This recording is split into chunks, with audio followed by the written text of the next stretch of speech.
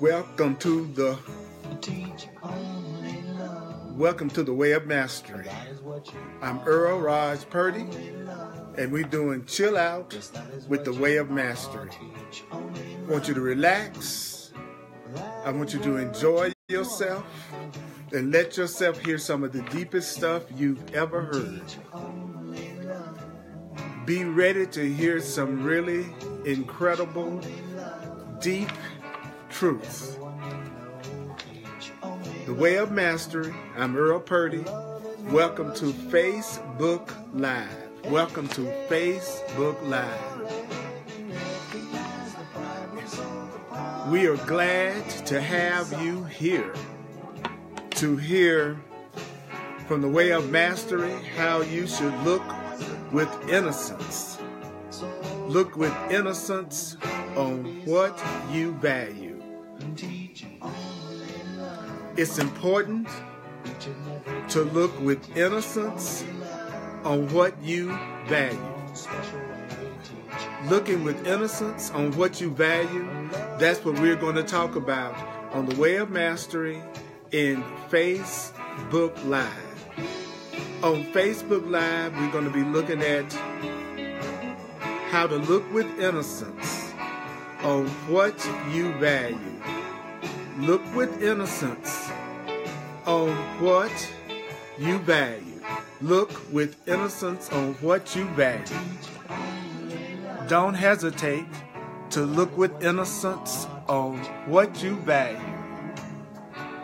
Look with innocence on what you value. We're going to talk about that, and we're going to cover that in today's Way of Mastery. Welcome, everybody. I'm so glad to have you here with me. It's Chill Out Way of Mastery with Earl Purdy, and we're going to look with innocence. We're going to look with innocence on what we value. Don't let anyone make you doubt the incredible level of love, the incredible level of power that you have in every situation and circumstance. But remember, you don't have to believe these ideas, and you don't have to accept these ideas. You don't have to even welcome these ideas. Some of these ideas you may actively resist. Some of these ideas you may find hard to believe. And some of these ideas you will find quite startling. The truth is, you are not being asked to judge and analyze the ideas at all. If you use the ideas, you will see that the ideas are true. If you use the ideas, you will see that the ideas are true. We've got to recognize the problem so the problem can be solved. We've got to teach only love. We've got to teach only love. We have to teach only love because that is what we are. You are love. I am love. That's what we are. We have to teach only love.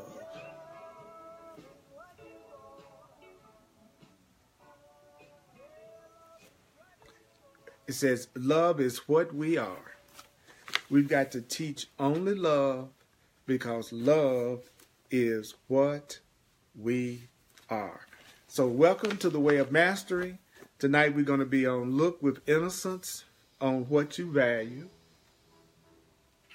We're going to be on Look with Innocence on what you value, because that's going to be the key to being able to do it at a level that's beyond anything that you can possibly imagine. It's by looking at it and looking at it with value. Just a second. I want to get my iPad so I'll be able to monitor this with you.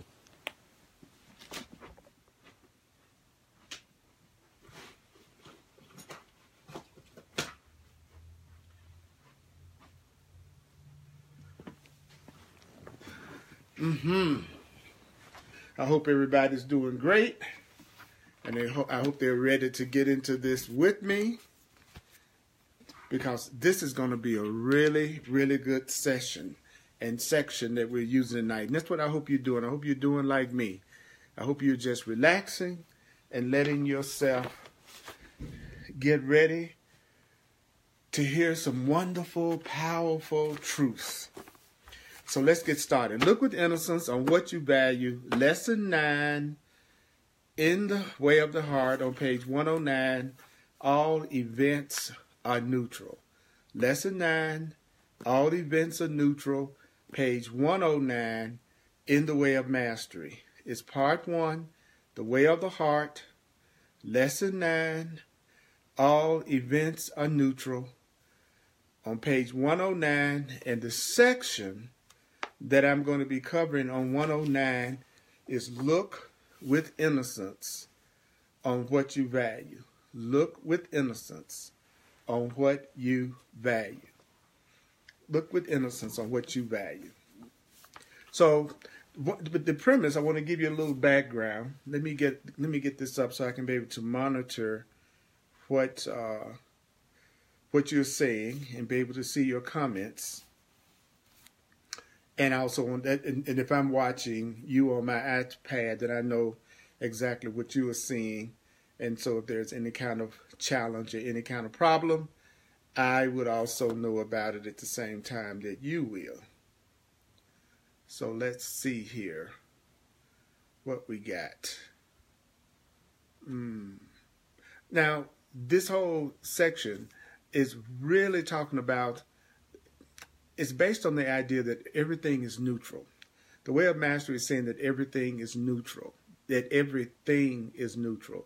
And what it means by that is that there's nothing in your experience that means anything until you give it meaning to you. So everything means something to you because you're the one that's giving it the meaning that it has. I want you to think about this a minute. All things are neutral. Everything is neutral. What I mean by that is it doesn't have any intrinsic value or meaning to you until you give it meaning. That's why you can hear about different events that happen all around the world, and you can hear about events that happen to people, and you may not have any emotional reaction at all. You know, you could hear about a drought in another country and not really get emotionally involved with it, even though the people that are going through it are probably having a lot of emotional reactions to the drought.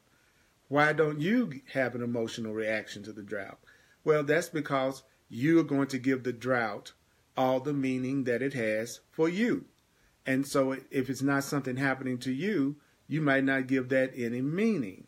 So when the Way of Mastery talks about everything is neutral, that's what it means.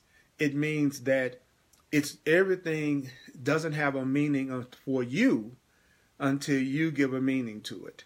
So you've got to give something a meaning before it has a meaning to you. And so in that sense, everything is neutral. And then you or I give it a meaning. And then when we give it the meaning, this must really going to be a good section tonight, because I'm having all kinds of weird things that are happening with my technology tonight.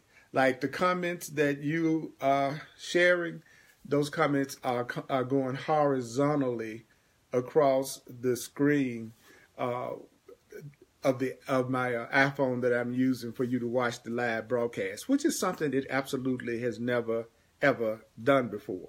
So usually when that happens, that usually means that there's something powerful or something very unusual about what I'm going to talk about in the Way of Mastery. And I've been going through a lot of consciousness shifts. And I noticed that whenever I go through consciousness shifts, my electronics around me tends to go haywire. and I've been making a lot of personal breakthroughs lately. And so, and very excited about sharing with you tonight. And so, naturally, it wouldn't be unusual that it would look like some strange things are going on. But I'm going to keep on going. I'm not going to let it stop me from doing what I'm doing. But it is weird how many devices that I've tried to use, that there's been something strange going on with each device that I try to use to monitor this session tonight. So I'm not going to let it stop me. It's almost funny because it kind of proves everything that I'm studying, because everything that I'm studying says that we are the ones that are creating whatever is happening in our experience right now. So it would make sense, if I'm getting ready to talk about the truth, that any part of our collective consciousness, or even any part of my consciousness that really didn't want to hear the truth, would be trying to interfere with what I am trying to do right now. So I want you to think a minute on what I was just saying about everything that's happening right now in our experience is neutral, and that you're giving everything in your experience right now all the meaning that it has for you. You're giving everything in your experience right now all the meaning that it has for you. So that means that all events are neutral, and we're the one that's giving the events all the meaning that it has for us. So tell yourself, I give everything I see all the meaning that it has for me. Say that. I give everything I see all the meaning that it has for me. Okay, now, I love that I'm getting the chance to monitor this, because it's showing me that my video is horizontal, even though it doesn't look horizontal to me. So let's see if I can get this. See if I can get this going.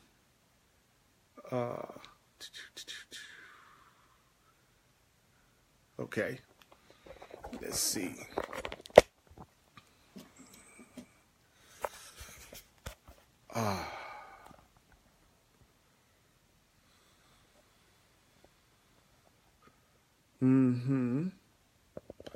Just while I'm straightening this out, let's go. I give everything I see all the meaning that it has for me. I give everything I see all the meaning that it has for me. I give everything I see all the meaning that it has for me. I give everything I see all the meaning that it has for me. I give everything I see all the meaning that it has for me. I give everything I see all the meaning that it has for me. I give everything I see all the meaning that it has for me. So let's see if I can get this better. Okay. This is literally the first time this has ever happened while I was doing a live broadcast. But right now, okay, let's see. Okay. I give everything I see all the meaning that it has for me. So, how is this looking from your end? Okay. I'll have to assume that it's looking okay.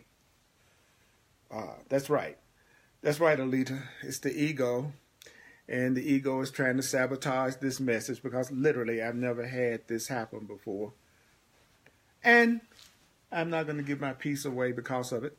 I'm just going to keep on doing what I'm doing, and that's what I'm going to do. So let's go through the first three paragraphs. We're on page 109, lesson 9. All events are neutral. All events are neutral. So it says, where then have, look with innocence on what you value. It says, where then have you drawn the line? Where have you said, I will allow neutrality to all events in this sphere, but not in that sphere? If my friends divorce or separate, well, okay. I'll see that as neutral. If my friends divorce or separate, well, okay. I'll see that as neutral. But if my spouse leaves me, that's not neutral. If my friend's father leaves $3 million to his children, well, that's fine. that's a neutral event.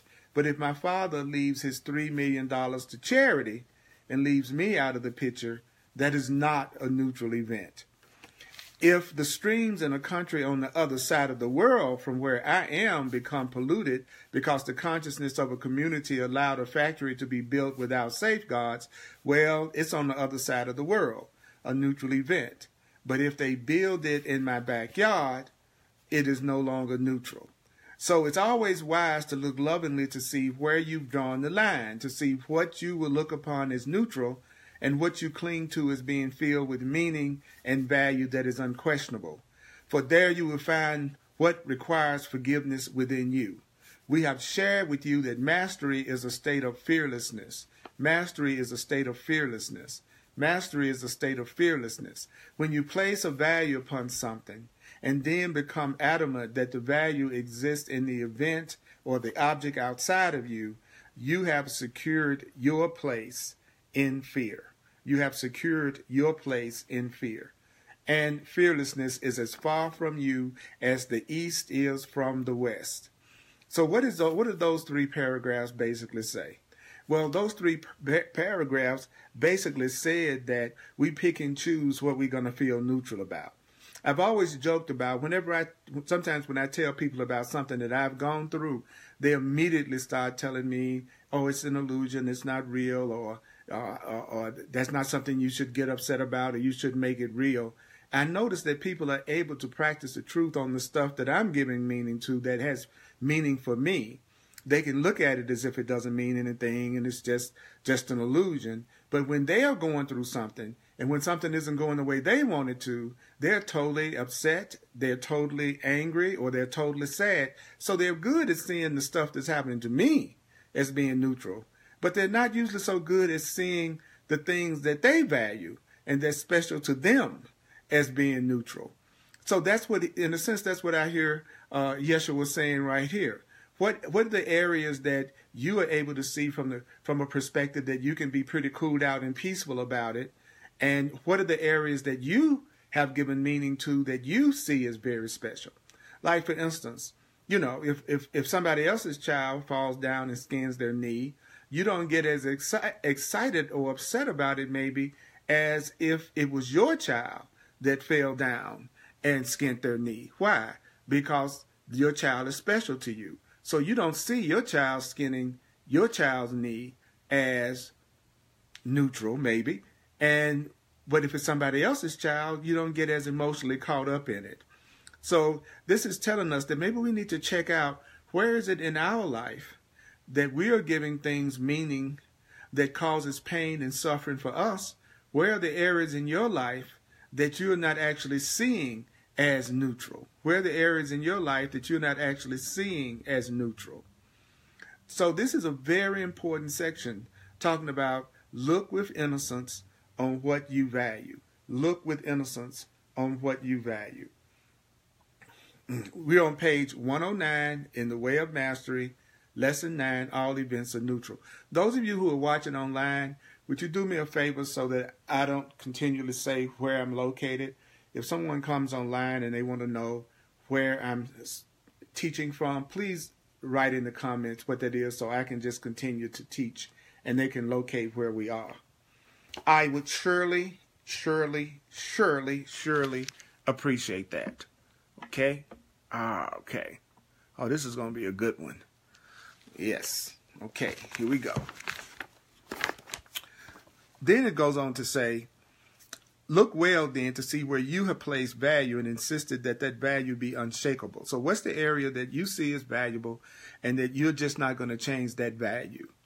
For instance, since we had the lesson that life is trying to teach us around the school shooting that happened, there's, of course, a big debate about guns and gun control. And there are some people that are adamantly against any form of gun control. And there are some people that feels like there should be gun control. So the issue is gun control. That's neutral. Everything in the world is neutral. But the way that everybody's relating to it is not neutral.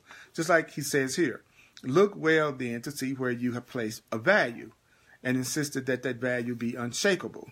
How many times in each of your days do you say, oh boy, if my dog ever died, I wouldn't be able to take it. That would be the end of me. Or if the banks collapse, oh God, I wouldn't be able to take that. So be careful what you decree. That's what Yeshua was saying in the next paragraph. Be careful about what? Be careful what you decree. So how do you do that? How are you careful about what you decree? Well, he says you are careful about what you decree by looking to see where you are emotionally enmeshed with the value you have placed upon anything or anyone.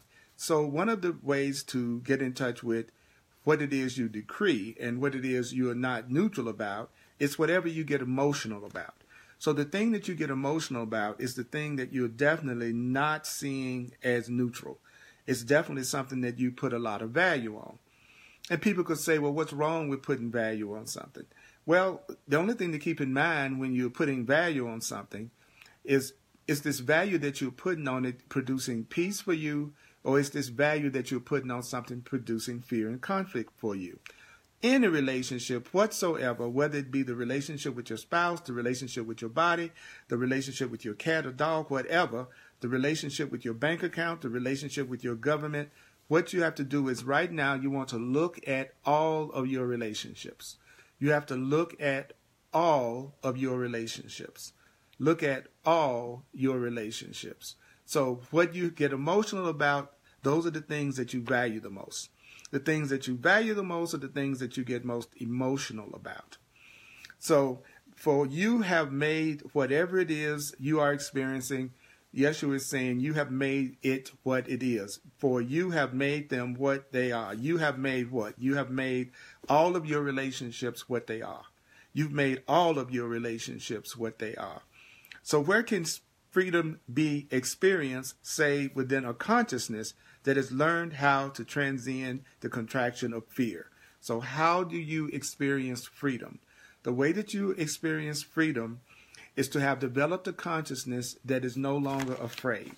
So from a way of mastery perspective, freedom is fearlessness. You're not really free until you're without fear. So according to the way of mastery, you're not free until you are out of fear. At the point that you're out of fear, then you are free. I used to think that freedom meant freedom of the body. Whenever my body could do whatever I wanted to do with my body. If I could I thought it was all about my body being free. But the way of mastery is telling us that no, freedom is the result of transcending fear. When you get beyond fear, that's when you're free. When you get beyond fear, that's when you're free. And any area that you feel fear in is an area where you are not experiencing freedom in. Then it goes on to say, and fear is the result of what? Okay, so freedom is getting beyond fear. And then it says in the next sentence, and fear is the result of your attachment to the values you have placed upon the events you experience. So where does fear come from? Fear comes from the attachment you have to values that you have placed upon the things that you are experiencing. Your fear is coming from your attachment to the values you have placed on the things that you are experiencing. Fear comes from your attachment to the values you placed upon the events that you are experiencing. And the events that you are experiencing are made up of events, persons, places, and things. All of these are actually just events. So let's go back. Whatever your relationships are, you made those relationships what they are. And you're not going to be free until you are free of fear. Fear is the result of your attachment to the values and beliefs that you placed upon all of the events that you have experienced. So your fear is coming from the value that you placed on the events that you experienced. And you have made your relationships of all types, whatever those relationships are. And if you really want to be free, you want to be free of fear. But fear is coming from the value, the attachment to the values that you have placed upon the events that you are experiencing. Fear is coming from the value you have placed on the events and relationships that you are experiencing. So that means that every web of relationship comes to you perfectly neutral. That means that everything that happens, everything that comes to you in your life, it's neutral. You know, if you lost your wallet today, that was a neutral event. How you feel about that will depend upon the value you placed upon your wallet. So your fear is coming from the value you placed upon your wallet.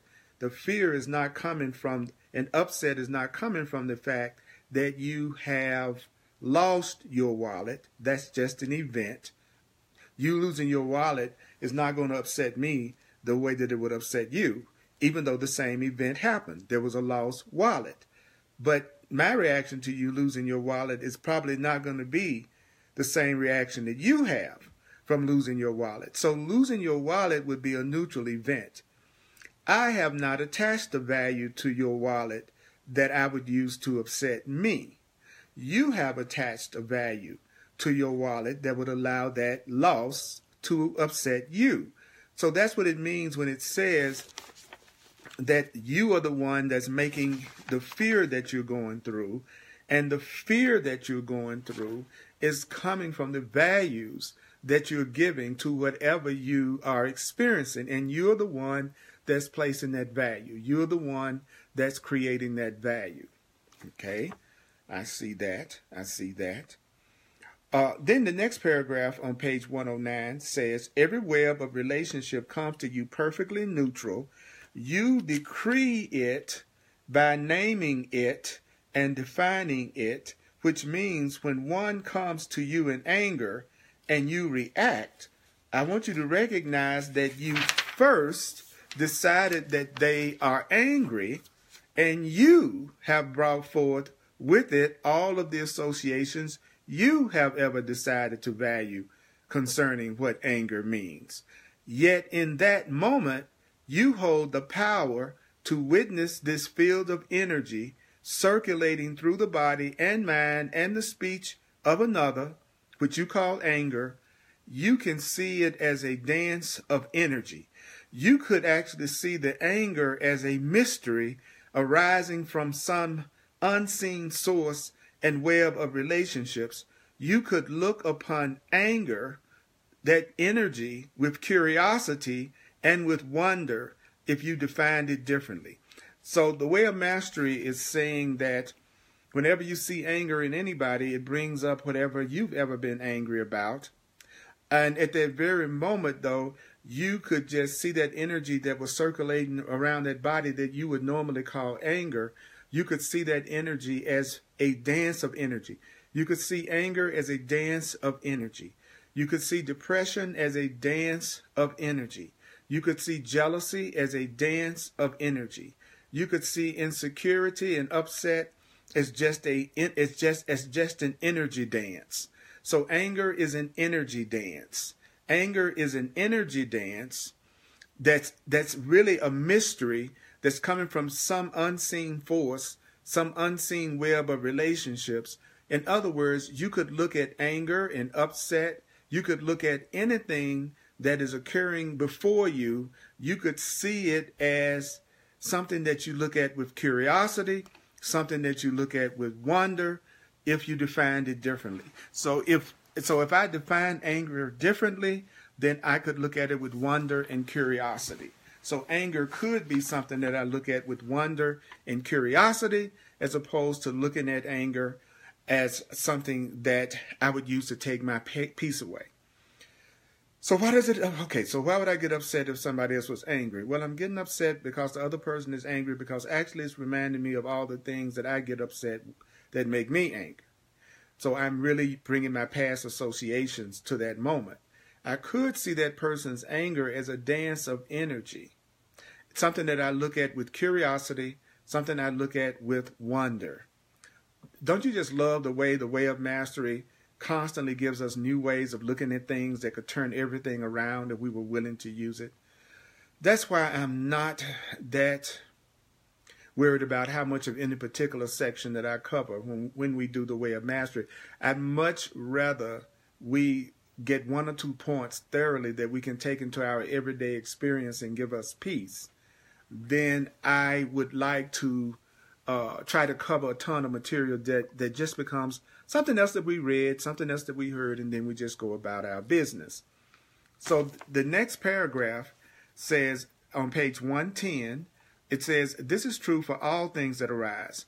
Even the great diseases that seem to threaten the life of the body could be looked at with complete neutrality. But if you define them," define what? The great diseases that seem to threaten the life of the body. If you define them in a specific way, you will call to yourself the fear of that event, which comes with all of the associations you have learned from the world and from your own experiences. So let's take an example. Like right now, we're hearing a lot about the flu, right? So he's saying, so let's just substitute the flu in there. He says, even the flu that seems to threaten the life of the body can be looked upon with complete neutrality. So the way of mastery is saying you could look at flu with complete neutrality. You could look at cancer with complete neutrality. You could look at any kind of disease with complete neutrality. But if you define it in a specific way, he says that's when you call to yourself the fear of it. So if I define the flu in a specific way, in terms of thinking all the things that could happen to me, I will call to myself the fear of getting the flu, which comes with all of the associations about the flu that I've learned from the world and from my own experiences. So I could look at the flu as being neutral. When I define the flu in a specific way, tell myself all the things that the flu can cause me to feel, I call to myself then the fear of the event, and that's going to come with all of the associations I've learned from the world and from my own experiences. So what is the message of this lesson? It says the message of this lesson is simple. I'm on page 109 in part 1, the way of the heart and the way of mastery. It says the message of this lesson is simple, but the lesson of this message is very important. It builds on all that we have shared previously with you, which is you are a creator and you can't help but create. You are a creator and you can't help but create. You are a creator. You are a creator. I am a creator. You are a creator. I am a creator. You are a creator. I am a creator. You are a creator.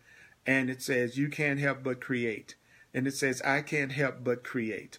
So the question is, mighty companion, what will you create each moment?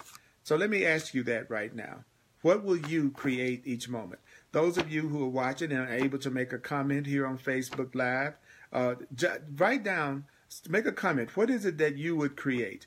Grace is saying, I am a creator. I am a responsible creator. Jesse says, I am a creator. Gemma says, I am a creator and I cannot help but create. That's the truth. CJ says, repeating experiences increases the fear only if I keep looking at the experience with fear. Paris says, agreed. I want to take this into my everyday life. It's important to take this into our everyday life. C says, past associations of anger equal anger when someone else is angry. Alita says, let me create peace. Grace says, create harmony. C says, I will create with love. Paris says, love, love, love, love. Gemma says, love for you and everything more than myself. CJ says, I will create what love wills. Damola says, what will I create in each given moment? I choose to create infinite ways of experiencing my peace and abundance. Greg says, I just can't help being a creator. It's my thing. Yvette is stating, I am a creator. Diana says, I want to create love, peace, and joy. Marlette says, love and peace. Trudy says, gratitude. Cheryl says, let me create love and laughter. So unity is what Diane says, and Paris says, I create love, I create joy. Yvette says, I am co-creator with God. Kundalini Kim says, my thoughts uplift the whole world. Grace says, what a beautiful web of love we created. And there are many other comments. I can't say all of them right now, but this is what we do. We come together, we focus on these ideas, we share them together, and we allow ourselves to have it in our everyday moment. So it says, what will you create in each moment? What will you create in each moment? Far beyond the great thrill of the magic of creating events or objects, far beyond the great thrill of the magic of creating events or objects in third-dimensional reality are the qualities that you create. Beyond the thrill of creating events and objects are the qualities that you create. What's even more important than creating objects and events, it's about creating certain qualities. Qualities such as peace, unlimitedness, forgiveness, compassion, and wisdom. These two are creations. Because basically, what's the point in creating an event or creating an object in your life if you don't have peace with it, if you don't have unlimitedness with it, if you don't have forgiveness with it, if you don't have compassion with it and wisdom with it? What's the point of creating physical things in the third dimension when you don't do it with love and compassion and peace and wisdom? It says compassion does not exist floating about in the universe until you manifest compassion and cultivate compassion within your own consciousness. Christ's consciousness, love consciousness, cannot be said to truly exist for you until you create it within yourself. Love consciousness cannot truly exist for you until you create it within yourself.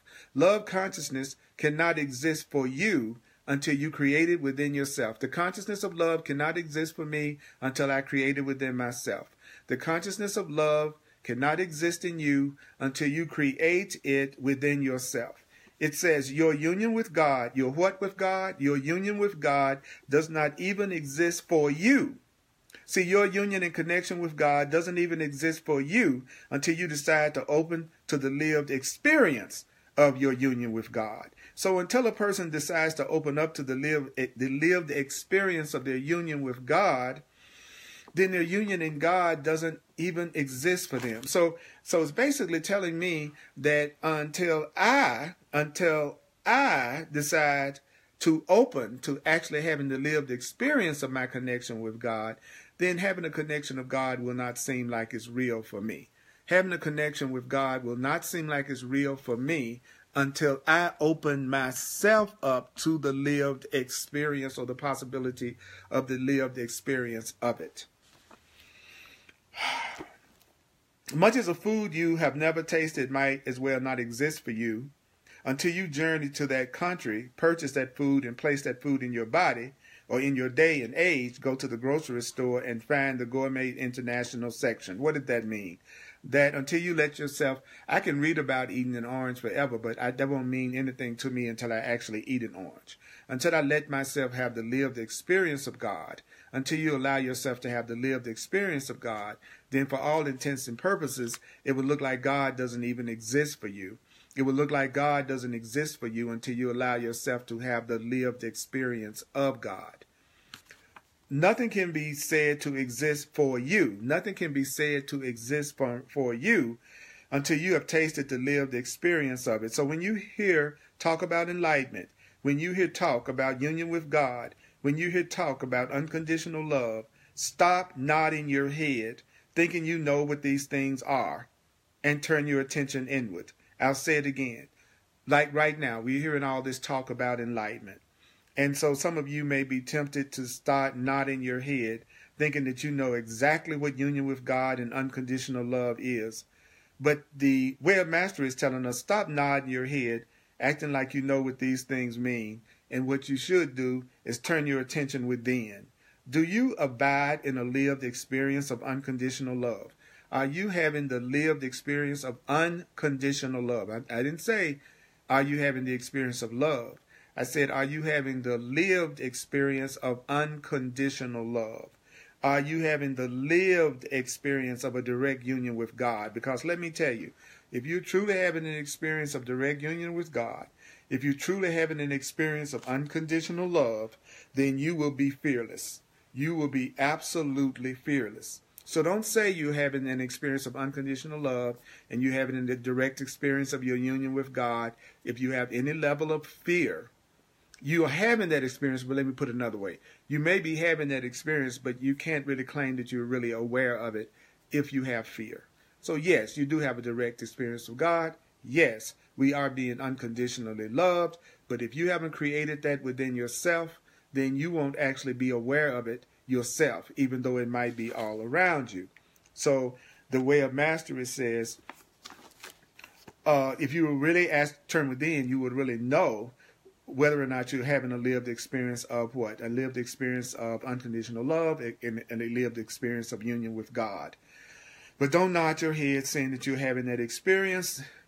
Really turn your attention inward and ask yourself, do you abide in a lived experience of these things? What things?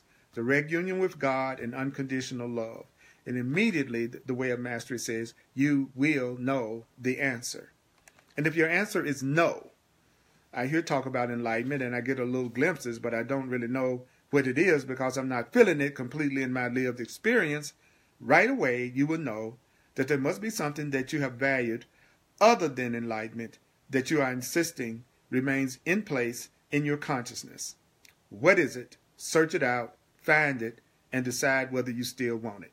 Okay, so this paragraph is too powerful for us to just read it and then just jump ahead as if we're nodding our heads like we really just got this, because this is incredible. What the way of mastery just told us, what Yeshua just said to us, is that, okay, when I ask you if you were having a direct union with God, when I ask you if you were having the lived experience of unconditional love, if you said, no, I'm not really having that experience right now, I'm not really experiencing the direct union with God that makes me feel fearless, I'm really not experiencing unconditional love, then this paragraph said to us, well, let me tell you exactly why you're not having a direct experience of God. Let me tell you exactly why you're not experiencing unconditional love. He says, well, the reason why you're not experiencing unconditional love, the reason why you're not experiencing a direct union of God with God is that there is something that you're valuing more than that. There's something that you're valuing more than unconditional love. There's something that you're valuing more than a direct union with God, and that is why you are experiencing something other than that. If you're experiencing anything other than abundance, which is the result of a direct union with God, if you're experiencing anything other than unconditional love and joy, the way of mastery says, you know what? There's a very simple reason why that's not happening. Says it in the paragraph. You will know that there must be something that you have valued other than enlightenment that you are insisting remain in place in your consciousness. So what is it that you are valuing more than the truth? What is it that you are valuing more than God? What is it that you are valuing more than unconditional love? You need to find out what that is. You need to search that out. You need to find it. And then once you find what it is you're valuing more than unconditional love, as soon as you find out what you're valuing other than a direct union with God, then you need to decide whether or not you still want that thing that you're valuing more than love. You need to decide whether or not you need to decide whether or not you want that thing that you are valuing more than a direct union with God. That's what you do. If you're experiencing anything other than joy, if you're experiencing anything other than happiness, if you're experiencing anything other than abundance, if you're experiencing anything other than what you could call a direct union with God, then the way of mastery is saying it's because you are valuing something, and you are valuing something in your life more than you are valuing unconditional love and direct union with God. And you need to find out what that is. You need to search that out. And whatever it is, you need to ask yourself if you still want it. Ask yourself if you want anything that you value more than God. Ask yourself, what is it that you value more than God? What is it that you value more than unconditional love and joy?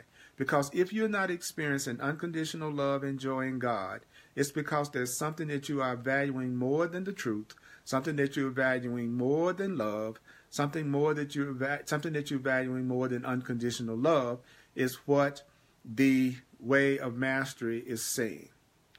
Okay, like Paris made the realization. She just said, damn, straight up, I'm valuing lack and insecurity, calling myself, she's searching it out. Jesse says that's deep. Grace says nothing. Okay, Grace, now be completely honest now. if you can honestly say you don't have any kind of fear about anything at any level in any part of your life, that you are in a constant state of unconditional love and a conscious awareness of your direct union with God, you can absolutely, honestly say on every level, you have no fear about anything at any level. Because what you want to do, you want to use, if that's true for you, I rejoice with you, if that's indeed true. But really, remember what it said earlier about hearing these things and then saying that, nodding as if that's what is really happening. So what's really cool, and like I said, if that's the truth, Grace, that's great. I'm happy for you. But for any of you out there who feel like you're not experiencing unconditional love all the time, and that you do not always feel a direct union with God, then what you need to do, according to what we've just heard, is to first admit to yourself that there's something that you're valuing more than a direct union with God and more than unconditional love. Then tell yourself, I need to find out what that is. I need to search that out. And I need to decide whether or not I want to keep it. That's the process. Because your feelings will keep you from fooling yourself, because your feelings will get you back in touch with your beliefs. Never forget, you can tell yourself anything. Your ego is excellent at saying anything. It can repeat the truth. It can say all the right things. It can say it loves everybody. It can say I have peace all through my being. But your feeling nature is great for getting you in touch with what you really believe. So if I have any lack of peace, if I have any lack of peace about anything, based on what I've heard tonight, I know that that means that I've given it a value, and I'm attached to that value, and I have an emotional attachment to that value, and that value is keeping me from having peace right now.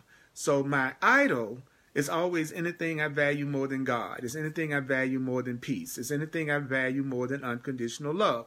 Anything that you put before your peace, anything that you would allow to take your peace away, that is your idol. That is the value that you have, that you must ask yourself, is this value worth it? Like, for instance, let's say you're in a relationship and you've been going through hell in that relationship for I don't know how long, and you've done everything in your power to try to, to try to straighten things out or work things out or communicate things out, and it just looks like no matter what you do, you hang in there no matter what, even if you're miserable as you can possibly be. Well, at some point you have to ask yourself, am I valuing this relationship more than I'm valuing unconditional love? Am I valuing this relationship more than I'm valuing my direct experience of God? And if that's the case, because I'm giving my peace away all the time, which means I have some kind of a value that I have attached to it that is causing me pain, then I have to ask myself, do I really want this relationship? Do I really want to keep doing this? Do I really want to keep this thing going that I'm valuing more than my peace, that I'm valuing more than my unconditional love, that I'm valuing more than my direct union with God? And so if you will go through that process, you will be able to get in touch with the beliefs that you have that you need to be willing to let go of. So that's right, Grace. Your feelings get you in touch with what you believe. Your feelings aren't necessarily a reflection of what's true, but your feelings will always lead you back to your beliefs. Your feelings and emotions are not necessarily based on something that's true, but your feelings and emotions will always get you in touch with what you value. It will get you in touch with what you are attached to. It will get you in touch with what you believe.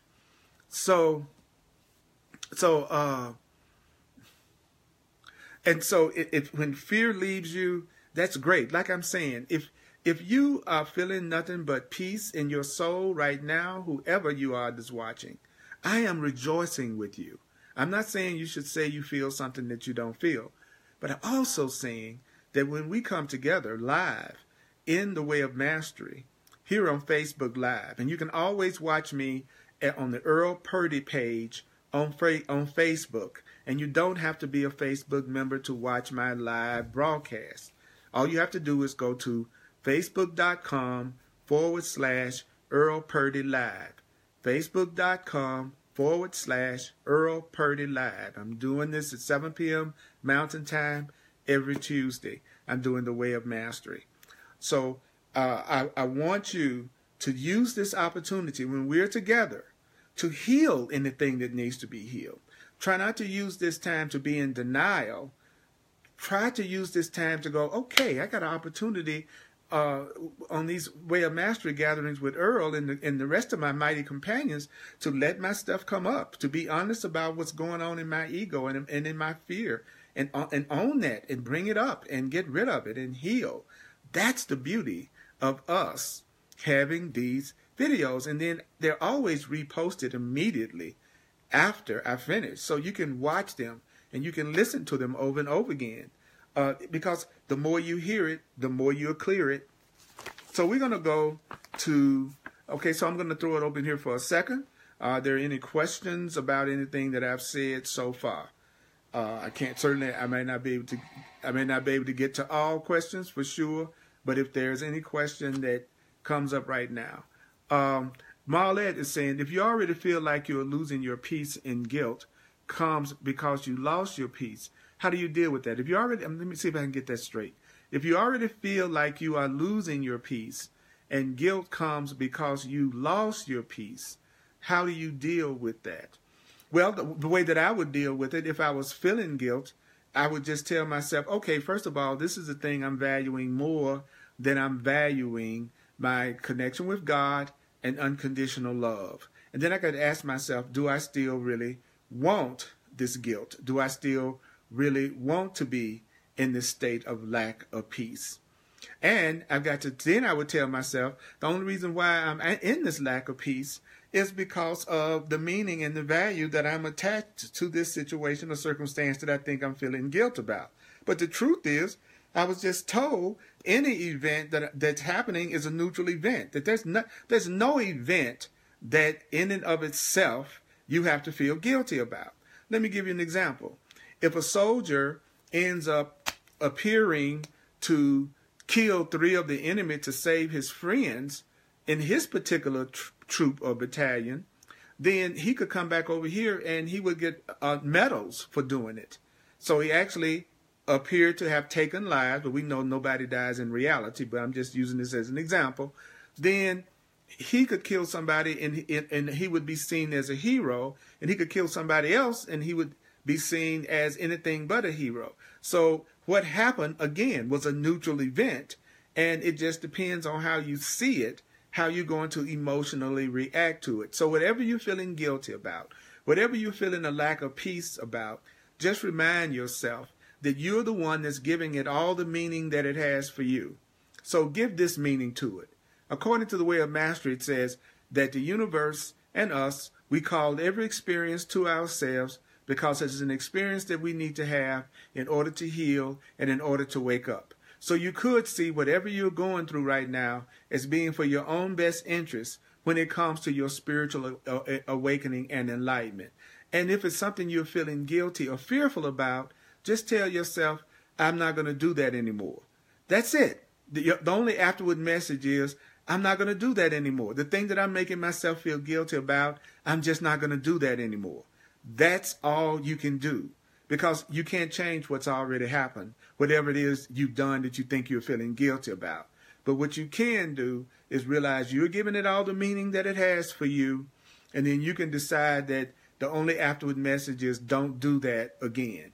And who you really are is totally innocent, and you can't affect your core innocence. And those are the thoughts that will take you past the guilt. Those are the thoughts that will take you past the fear.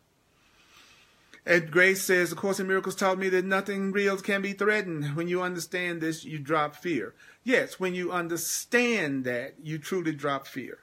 And what we want to do is take that from just being some words that we nod at, right, Grace? We want to go beyond that. Oh, okay, I heard that. That's true. Nothing real can be threatened. Nothing real can be threatened.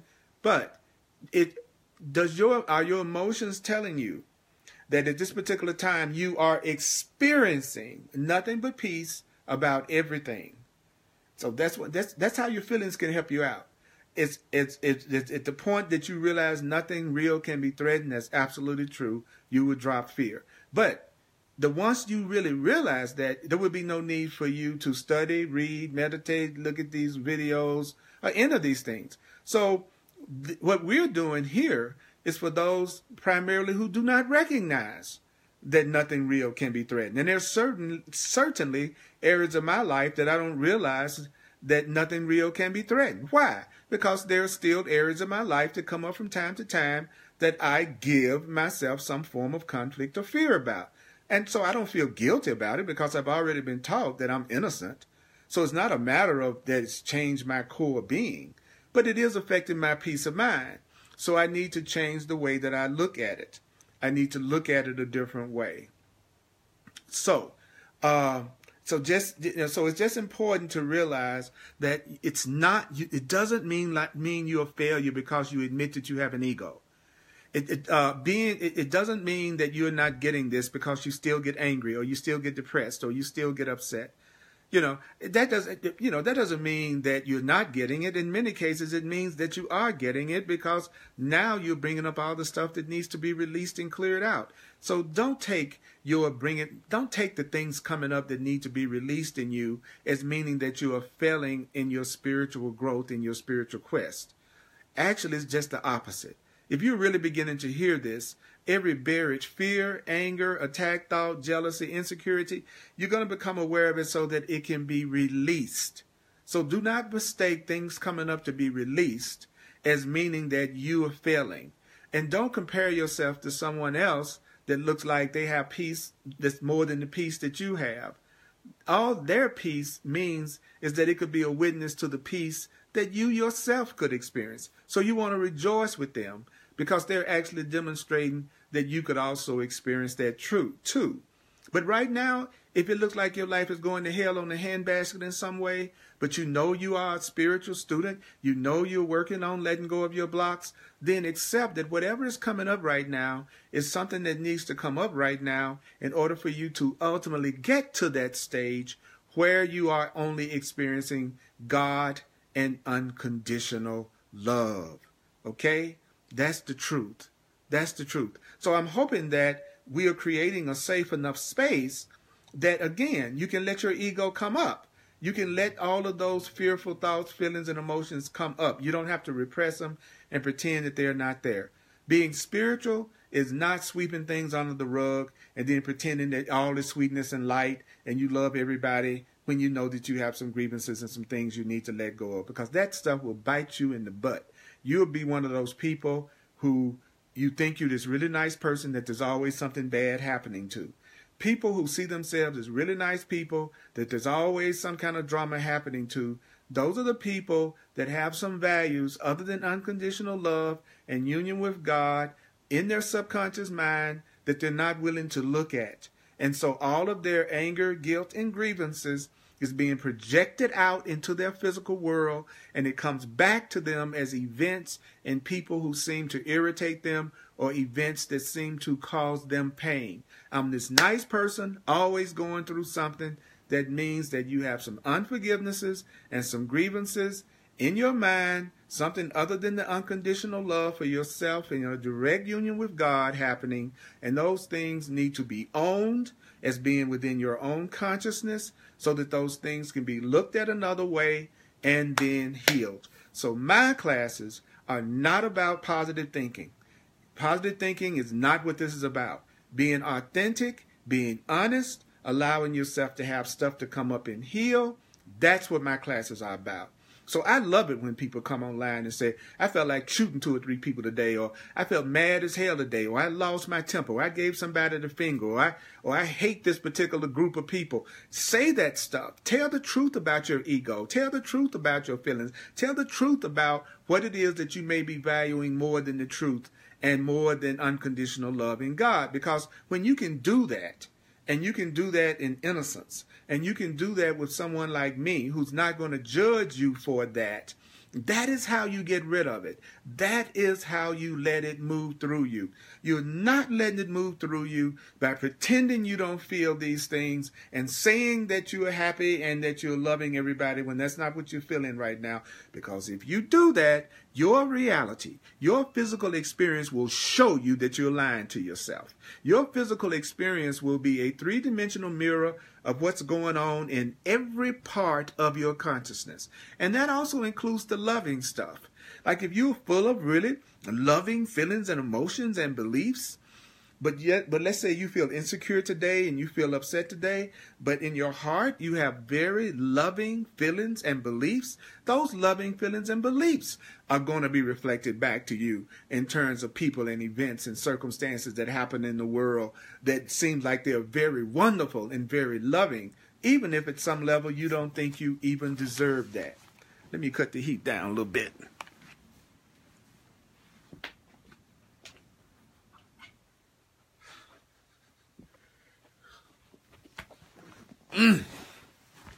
All right.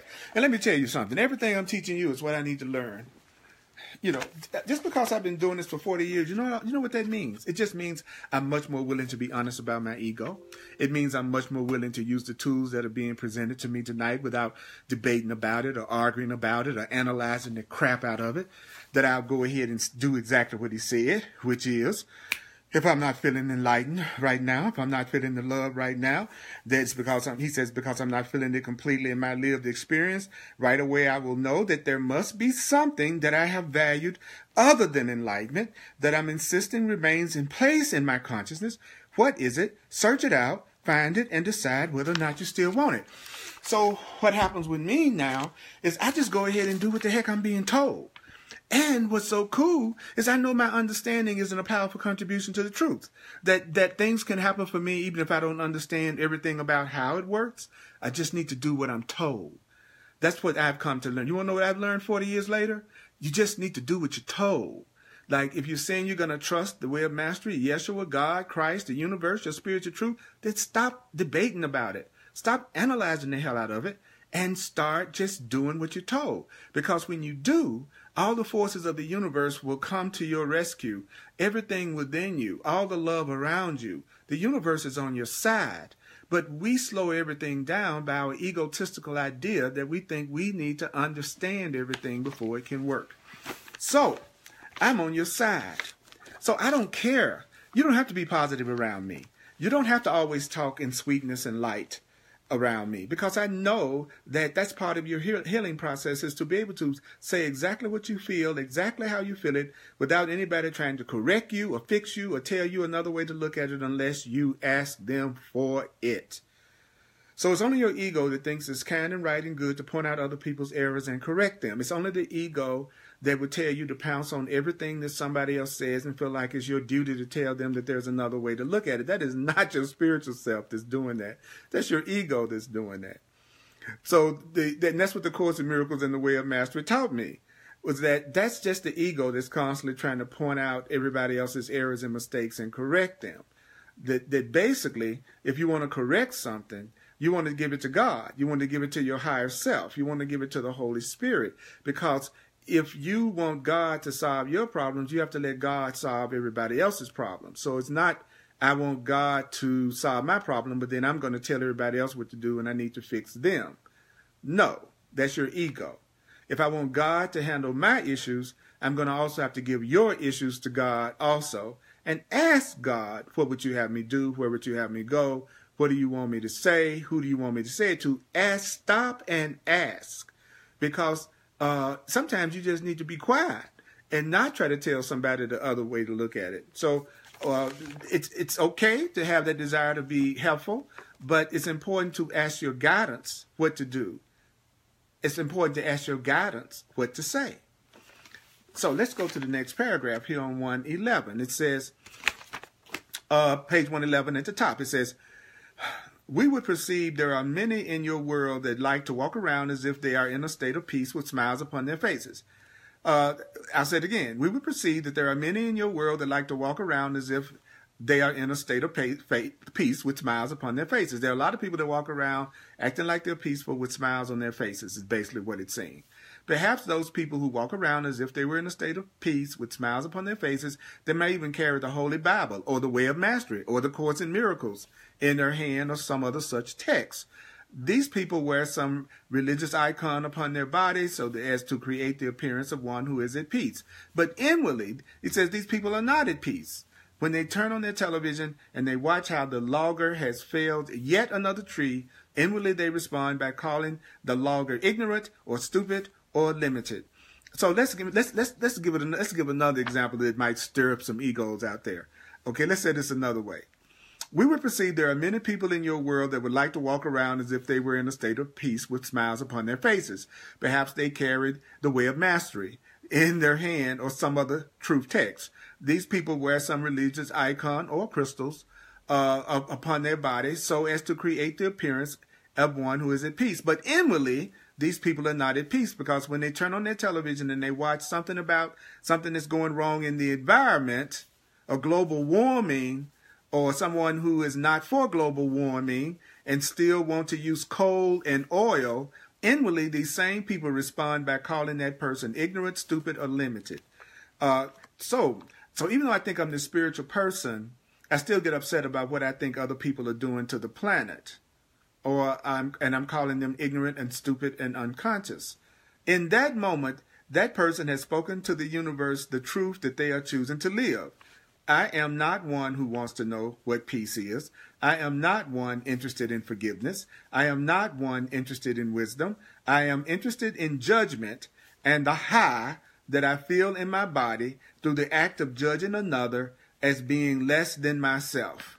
So the Course in Miracles is saying a lot of times when people get upset about what they think is going on in the world and that what other people are doing to make the world a worse place, that what they are really doing is deciding not to know what peace is. They are deciding not to be forgiving. They are deciding that they're not interested in wisdom. That's a person who is deciding to be in judgment. And that's a person who gets high from feeling, in a sense, like they're more special and more spiritual and more conscious than the other person that they are condemning. That's what the Way of Mastery says really going on. I may think that my judgment of the person that's cutting down the rainforest makes me a spiritual person, but the Way of Mastery is saying, no, you're just really someone who doesn't want to know peace within yourself, and you're really somebody that's not interested in forgiveness, because you're certainly not forgiving that person for doing that. And it's also saying you're certainly not one that's interested in wisdom, because wisdom would give you another way of looking at it that could solve the problem without anger and judgment. And it's saying what you really like to do is judge, even if you think you're judging from being in a superior spiritual space, and you're getting a high that you feel from being judgmental of somebody else who seems to be doing something that you don't approve of. And the high comes through the act of judging another as being less than myself, because certainly I'm more superior than a person who would cut down a rainforest. Woo!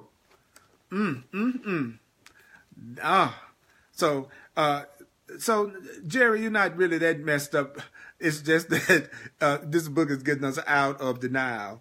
And so I'm always joking with people that I'm always amazed that anybody watches any of my classes, because the level of truth that I teach, the Way of Mastery, the Course in Miracles, these are books that are very, very, they're merciless on our ego. They're merciless on the part of us that wants to pretend that we got it more together than we do, which is what's blocking our happiness, is the way that we're deceiving ourselves, because pain comes from deceiving yourself. The Course in Miracles says pain is proof of self-deception. So wherever you're experiencing pain, that's where you're deceiving yourself some kind of way, you're fooling yourself some kind of way. So then it goes on to say, in short, it is time to give up the pretense. It's time to give up the pretense. It's time to begin viewing yourself from the perspective of an absolute, ceaseless creator. So stop pretending that you're not the one that's creating everything that's happening to you. Stop pretending that you are not the one that's creating every relationship that you have. Stop pretending that you're not the one that's creating your financial situation. Stop pretending that you are not the one that's creating your life exactly the way it is right now, with all of the situations and circumstances that you are experiencing right now. Give up the pretense of being a victim. Give up the pretense that things are happening to you that you have not called to yourself. Because it's when you see yourself as the absolute ceaseless creator that's when you are able to change the situation. Because if I somehow created it, I can also uncreate it. But if it's something that everybody else is creating for me, if it's something that everybody else is doing to me, then how can I really and honestly change it? So there is no advantage to seeing yourself as a victim. There is no advantage to seeing yourself as a victim. There is no advantage to seeing myself as a victim. There is no advantage to seeing myself as a victim. There is no advantage to seeing myself as a victim. There's no advantage in seeing myself as a victim. There is no advantage in seeing myself as a victim. There is no advantage in seeing myself as a victim. There is no advantage. There is no advantage. There is no advantage in seeing yourself as a victim. The advantage comes from the perspective of being, what does it say on page 111, paragraph 3, an absolute ceaseless creator. Now, being a ceaseless creator means that you are creating when you are asleep and you are creating when you are awake. You are creating 24 hours a day, 7 days a week. You are always creating. You are always creating. There's never an instant in your life that you are not the creator of your experience. You are always creating your experience. So what's the process? Well, he says the process is to begin looking at exactly what you're creating in each moment of your experience. Now, that's important. That's what I was saying earlier. Don't try to pretend that you're not seeing what you see or feeling what you feel. He says, begin looking at exactly what you are creating in each moment of your experience. And what is it that you are creating in each moment of your experience? Well, what you are creating in each moment of your experience is exactly what you are experiencing in each moment of your experience. It is not a moment of your experience that you're not experiencing what you've created. Yes, but, yes, but, yes, but what about Earl? But what about Earl? But what about Earl? But what about yes, but, I hear you, but, yes, but. Yes, but go ahead, get your yes buts out. Get your yes buts out. Get your yes buts out.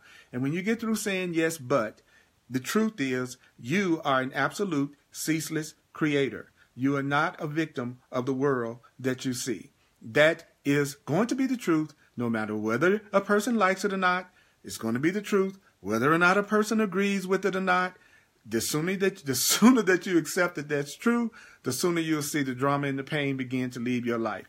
I declare, the sooner you accept that it's true, even if you have resistance to that idea, the sooner you say it, the sooner you start seeing your life change in beautiful ways beyond your wildest imagination. But as long as you want to spend your time justifying how you are not a victim of, how you are a victim of anything that might make you temporarily feel better, but actually it's going to keep calling to you victim experiences. And I don't want you to go through victim experiences. And I don't want to go through victim experiences. So if I don't want to go through victim experiences, I have to want you not to go through victim experiences, because you are me and I am you, and you are me and I am you, and all of us are just one self, united with our Creator and limitless in power and in peace. That's the truth. That's the truth. So it says right here, in short, it is time to give up the pretense. It's time to begin viewing yourself from the perspective of an absolute ceaseless creator. So what do? Begin looking at exactly what you are creating in each moment of your experience. Begin looking at exactly what you are creating in each moment of your experience. Bring the quality of childlike innocence to what you actually experience. Not what you tell everybody else you are experiencing. Bring the quality of childlike innocence to what you actually experience, not what you tell everybody else you are experiencing. So what time is it? It is time to become honest. What? It is time for you to become honest with the effects of the ripples of the rocks or the pebbles you dropped into the field of your awareness as a great form of play. Be honest about the kind of thoughts that you are dropping into the field of your awareness, because this is really supposed to be seen as a great form of play. For a creator who understands their infinite power to create, and who understands that this infinite power to create is going on ceaselessly, that effects are being generated moment to moment to moment to moment that will indeed be making up their tomorrows, that creator gladly gives up the energy of denial. So what is it that is the most important thing to give up. He just said, give up the energy of denial. Stop being in denial about what's really going on within you. Stop being in denial about what you're really experiencing. Stop being in denial. Even if you tell somebody else you feel great when you know you don't lie to yourself. You know, it doesn't matter what you tell somebody else, but, you know, but tell yourself the truth. If you feel angry right now, don't tell me you feel good right now because you believe being spiritual is saying you feel good when you know you feel mad. That's what we're being told right here. That a creator who understands their infinite power to create, a creator who understands that it is going that creation is going on ceaselessly, that is a creator, he says, that gladly gives up the energy of denial and turns to look upon every moment of their experience that they might discern what choice they must have made to bring about the effects they are currently experiencing. Okay, so rather than being in denial about what you are experiencing, what you want to ask yourself is, what are the choices that I've been making that's giving me the experience that I'm having right now? I'm not going to deny that I'm angry or upset if that's the way I'm feeling. I'm not going to be in denial right now. I am a creator. And I've been told that if I really want to know my power as a creator, the first thing I have to do is stop being in denial about what I'm actually experiencing and how I'm actually seeing my experience. I'm not going to pretend that I feel a way that I don't feel because I'm trying to be positive and I'm trying to be spiritual, unless that's really the way I actually feel. Okay, so I'm not going to be in denial. Then I'm going to ask myself, what were the choices that I must have made to be giving myself the experience that I'm having right now? What are the choices that I must have made to have the kind of relationship that I have right now? What are the choices that I must have made to have the kind of job, career, and personal life that I'm having right now? What kind of choices must I have made to have the kind of financial situation that I have right now? What kind of choices must I have made to have the kind of relationship with God that I have right now? Then it says, when a bill comes and your body shakes and you go into contraction and you worry because there is not enough money in your checkbook to pay that bill. I'll say it again, and I'm going to put it in plain language. When a bill comes and you get nervous and you go into contraction and worry and fear because you don't have enough money to pay that bill, what do you do as a creator? It says the creator stops, looks upon all that is being experienced in the body. I stop and I feel and I become aware of everything I'm feeling in my body about thinking that I cannot pay that bill. I pay attention to what's going on in my emotional body because I think I cannot pay that bill. And I look at all the thoughts that are being held in my mind because I think I cannot pay that bill or whatever that is that has me feeling like I'm shaking and upset and contracted and worrying. Then, he says, they begin to notice how they are viewing the objects around themselves. So then you stop and you start observing how you are viewing everything that's happening to you and around you in order to begin to wonder, what thought must I have dropped into the pool of my mind to create the effect of not having enough money? So what you would do as a creator, if you were getting upset, this is just an example, if you were getting upset, let's say because you cannot pay your bills, the Way of Mastery says what you would do is stop. The first thing you would do is stop. And then you look on everything that you are experiencing in your body, everything you are experiencing in your mind, everything that you are experiencing. Then we are told that you will begin to notice how you are viewing everything around yourself. And then you would ask yourself, what thought must I have dropped into the pool of my mind to create this effect that I'm going through right now? And is that a thought I wish to drop into my mind so that I create similar effects in my tomorrows? What thought is it that I had? What are the thoughts that I have that's creating me? What is the thoughts that I'm having that's making me not have enough money to pay my bills? Then I need to ask myself, do I want to keep thinking that thought? First, I have to ask myself, what is the thought as a creator? What are the thoughts that I'm giving myself that's creating lack for me? And then the next thing I need to ask myself is, do I want to keep that thought? Do I want to keep on thinking these thoughts that's creating this? First, I need to know what are the thoughts that are creating this. And then I need to ask myself, do I want to keep thinking those thoughts that is creating it? Okay? Then the Way of Mastery says, here is the doorway of wisdom. Do not create unconsciously and then just walk away. Don't create unconsciously and then just walk away. But what you're supposed to do is to ceaselessly learn from what you are creating. Everything that you are experiencing is teaching you. Everything that you are experiencing is trying to teach you something. Everything that you are experiencing is teaching you something. You can learn ceaselessly from your creation. For in this way, what way? Learning ceaselessly from your creation. For in this way you begin the process of what? You begin the process of dissolving the creation of an unenlightened being, and you begin to build the creation of a Christ, which is an enlightened being, right here, right now, in this moment. Oh, that was so good. Boy, did I need to hear that. There were some incredible points in this, and I'm going to do a quick recap, and we're going to call it a night. Okay? I would love it if those of you who wanted to and would felt moved to do it as a full-time teacher, I would really appreciate it if you would share a financial expression of appreciation. That would be greatly appreciated by me. Just go to earlpurdy.com and you could do it on my website. Also, I'm available for one-on-one sessions called Clarity Sessions that are purposely there to take you through releasing every block that's going on within you to the happiness and peace that you know you want to have. And I'm a firm believer in intuition and in inner wisdom and psychic awareness, because we are unlimited beings. And if you're open to it, I will also use my over 30 years experience as a spiritual higher consciousness astrologer and numerologist to bring additional levels of psychic and intuitive and spiritual awareness into our session. Go to my website, earlpurdy.com. It explains my services in detail, and I would love to work with you.